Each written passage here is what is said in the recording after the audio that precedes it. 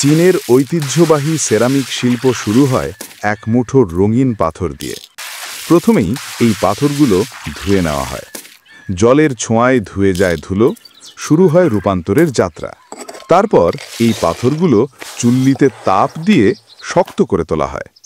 গরম পাথরগুলো ঠান্ডা হয়ে গেলে সেগুলো গুঁড়ো করে পরিণত করা হয় একদম সূক্ষ্ম পাউডারে। এবার সেই পাউডারে মেশানো হয় পানি এবং কিছু গোপন উপাদান। এই মিশ্রণকে ভালোভাবে পিষে তৈরি করা হয় মসৃণ এক পেস্ট। তারপর সেই পেস্ট ছেঁকে ফেলা হয় এবং শুকিয়ে নেওয়া হয় এক টুকরো মজবুত ব্লকে।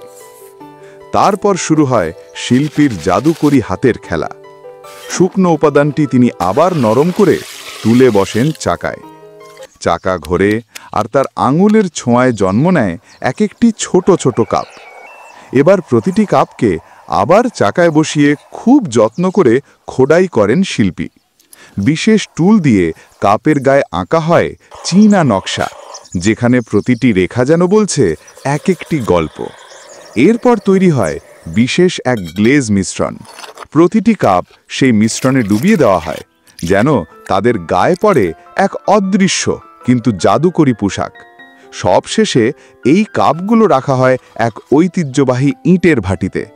ভাটির আগুনে পুড়ে বেরিয়ে আসে এক একটি নিখুঁত, ঝকঝকে আর অদ্ভুত রকমের সুন্দর সেরামিক কাপ। এই ছোট্ট এক কাপের পেছনে আছে ঘাম, শিল্প আর শত শত বছরের ঐতিহ্য।